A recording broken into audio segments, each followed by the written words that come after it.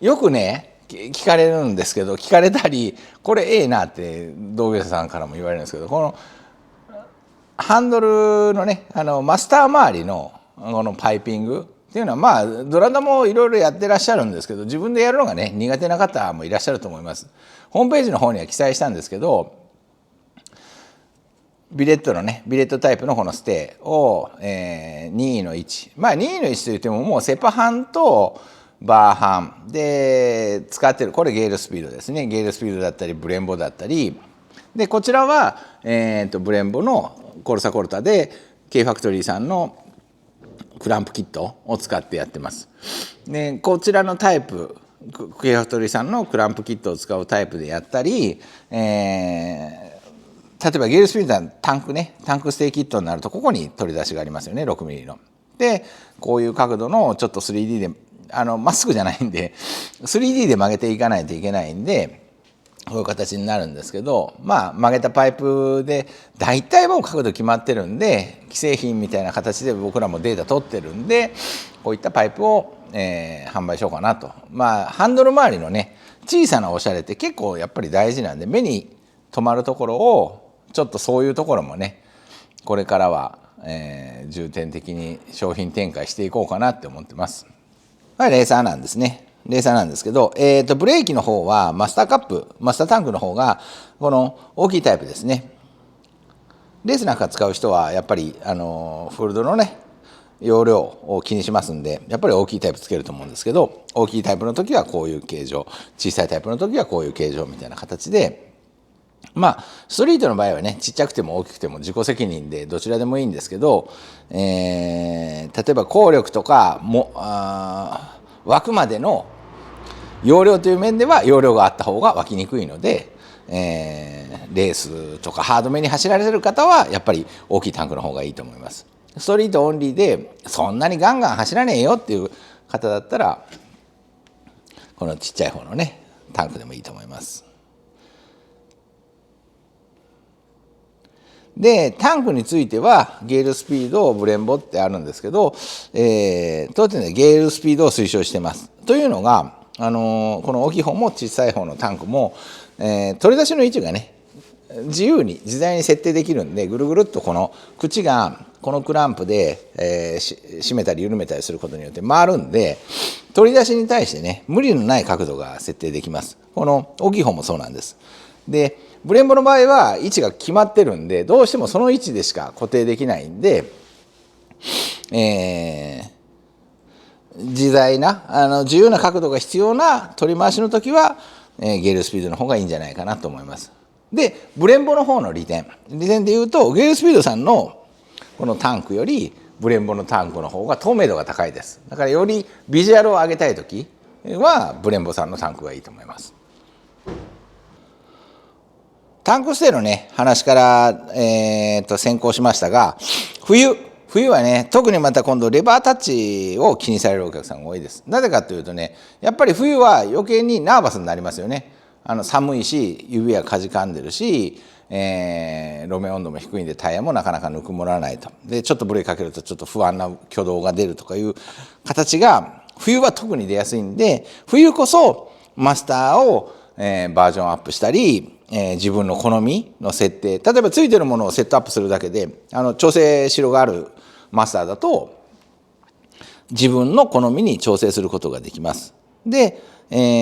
そういったものがねわからない方は逆に、当店の方にお問い合わせいただいて、まあ電話とね、電話とかご来店は私がいなかったり作業に立て込んでるまあいつ年中立て込んでるんですけど場合もあるんで、まずはメールでねお問い合わせいただいたら気づいた時にお返しします。で最近の、商品の中で特に、私の方でねこれいいなと思ってるのがこの、ブレンボのコルサコルタです。でこちらの何がいいかというとね、ゲールスピードさんも一緒なんですけど、レバー1マスター、ピポット1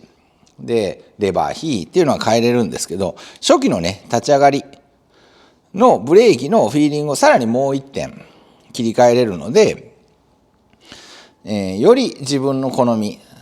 だから例えばブレンボの4ピストンで、17.5、17.5か、17か、ブレンボさんだと。17選びたいけど、ちょっと緩いから、やっぱり19だよねって。でも19で、19のどうしてもこう相性によってはディスクのバランスが厚くなってね、パッドも厚いパッドが入ってくると、結構タッチがハードになってきます。で、そこをもうちょっと柔らかく弾きたいんだけどなっていう時に選択すると、17でもきっちり、19並みのタッチが出てきますっていうのもあるし、その逆もそうですね。19の、いわゆる僕らがよく言うパッツンのタッチを少し、マイルドにすることもできるし、だから調整子路がもう一つ増えたという感じで、おすすめしてます。で、もう出るんじゃないかな。これ単造ボディなんですけど、完全ビレットのブラックボディのね、さらにちょっとバージョンアップしたというか、一つ上の、コルサコルタ RR っていうのかな。最近のブレンボさんは大体 RR ってつくんで、 RR っていうタイプも間もなく出ると思います。出たらまたご紹介しようと思います。で、RCS なんかと一緒で、取り出しの位置がちょうど RCS はまっすぐ上がってるんで、クランプステイが重要になってくるんです。かっこよくつけるためにクランプステイが重要になってくるんですけど、コルサコルタの場合は斜めなんで、先ほど言ったタンクステイ、パイプタイプ、ロッドタイプのタンクステイですることも可能だし、こうやって K ファクトリーさんのタンクステイキットで、きっちり止めることもできます。で、どちらを選択されるかはね、お客さんの好みだと思うけど、この辺がね、ハンドル周り、絶えず目につくところがきっちり作り込んでると、バイクのね、質が上がったというか、クオリティが上がったように見えますんで、ハンドル周り目につくるところっていうのとか、あとはスロットルワイヤーなんかでもそうですけど、ちょっとなんかこうもうちょっとかっこよくしたらいいのになって思う車両が、せっかくすごく完璧にできてるんですけど、スロットルワイヤーがダメとか、ワイヤーのとねダメというと失礼ですけど、そのディティールがちょっとこうおかしいなとか、マスター周りがね、なんかちょっとチープだなみたいなところがあると、どうしてもそこに目がいっちゃって、全体のね、せっかくのいい仕上がりをスポイルしちゃうんで、こういったところも気をかけられたらいいんじゃないかと思います。まずは作動性です。作動性が一番なんです。冬はやっぱり、扱いやすいバイクにね乗っていただく、プラスビジュアルの方もですね。で、このブレーキとかマスターの話の流れでもう一点。こ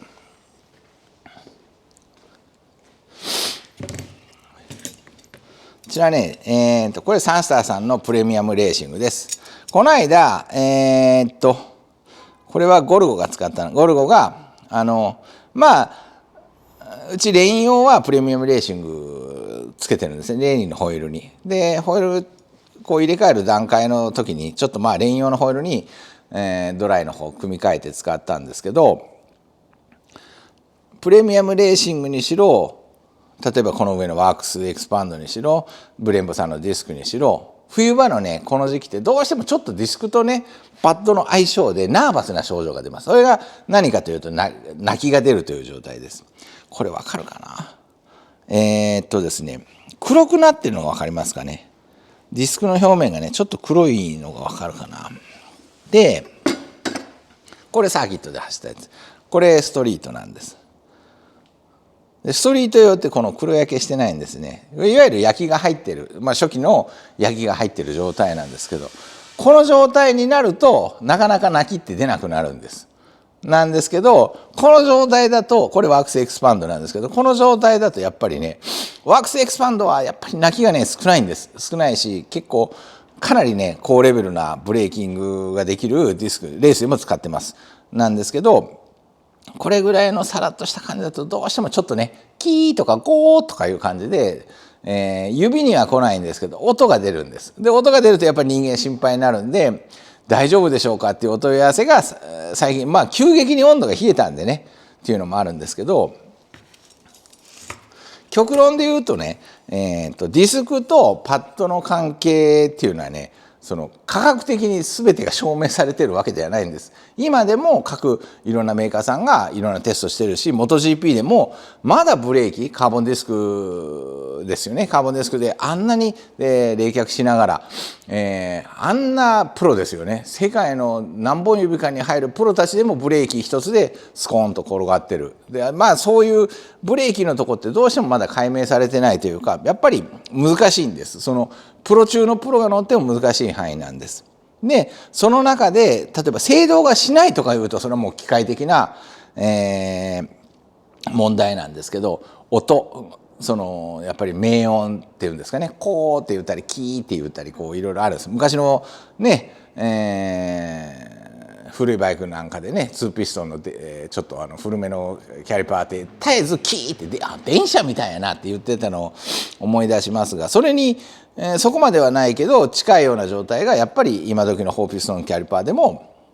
音が出てます。なんでこちらの方はね、やっぱり気にされる方は絶対気にします。でそういう細かいとこを対処するのが当店のいいとこだと思うんで、普通例えばいろんなお店だとしょうがないですねって済ますところをしょうがないで済ましたくないのが当店のいいとこでもあるし、逆に面倒くさいとこでもあるんだと思うんですけど、パッドの種類でねいろいろ今テストやってます。例えば泣き出したらいいパッド止めててもそれを入れ替えてちょっと純正のもともとついてきたパッドにしていただくとか、すごくねメタルパッドで、本来制動力あっていいんだけど、ちょっとこの冬の時期でメタルでやると音がやっぱ出るなっていう時はメタルじゃないオーガニック素材のパッドに変えてもらったりということでいろいろ対処してます。当然インナーのねシム入れたりキャリパーの芯出ししたりキャリパーのセンター位置出したりっていうのはもう当然それは当たり前の作業なんで、それができた上での話でいろんなことやって、不快な挙動っていうのを減らしていってます。だからもしそういうのがね気になって今行ってらっしゃるお店で改善していただけないようなら、例えばもうそれはしょうがないですっていうふうに、そこでねエンドを打たれた場合でも何とかしたいという時はまたそういうのもメールでご相談いただいたらいろんな解決方法なり当店に持ち込んでいただくなり、いろんな手段でね解決のお手伝いはさせていただきます。仕方ないって言いたくないっていうのがね自分の心情としてはあるので、そういった形でブレーキのつながりのお話でしたんですけど、泣きについてもそういったことで先日ねちょっと東京の方で、サンスターの方とお会いする機会があってそのお話をさせていただきました。で特にプレミアムレーシングの方にその症状が出やすいんで、こういうのは、どういう対処がありますかっていうことでちょっとディスカッションじゃないけどねいろいろ話してみたんですけど、どこでもそうです。科学的にそこがまだ解明できるようなとか数値的にこれで治りますっていう解明できる分野のものではないんですね。使用一人一人違うし、使用温度とか使われているパッドとかキャリパーとかキャリパーがついている状況とか、それがまたキャリパーがついている合成の問題とかいろんなものが複雑に絡む部分なので、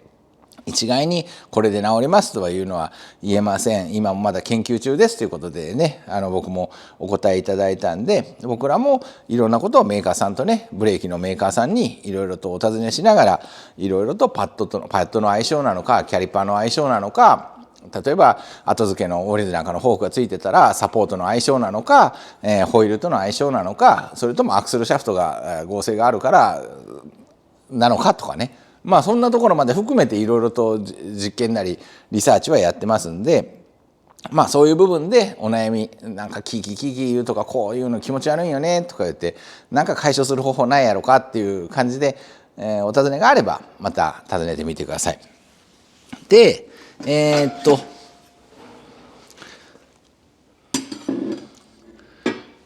ついでにリアディスクのお話です。リアディスクはいろんな種類がありますよね。ワークスエクスパンドなんかはフローティングなんですけど、そちらの方でね小径のディスクがある車両はそちらのディスクを使ってリア当店当店リアを小径化するこちらのね F3 忍者もそうですけど、基本的にリアはやっぱり踏んでコントロールしたいので小径化して使ってます。で ZRX の場合だとねサンスターの方でER051 こちらがね 220π の ZRX 用のディスクっていうのが用意されてるんで、まあこれを買っていただいてサポートをね 220π 用にすれば 220π ができます。で10R とか ZZR 系の D 型を使われてる方はワークスエクスパンドの方に210π のディスクがあります。これプレミアムレーシングとワークスエクスパンドのディスクの違いはこうやって見るとね分かりますよね。やっぱり、精度の高い仕上がりがワークスエクスパンド、同じソリッドディスクでも精度の高い仕上がりがされてますね。スリットの入れ方、ホールの入り方、そしてこのディスクのね単面の処理の仕方がねやっぱり違いますよね。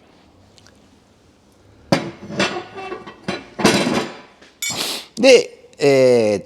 ブレーキディスクに対する見解、これもよく聞かれるんでちょっと言っとくと、やっぱり高ければ高いほどいいです。もうそう言っちゃうと元も子もないんですけど、やっぱりディスクは高ければ高いほどいいです。だから、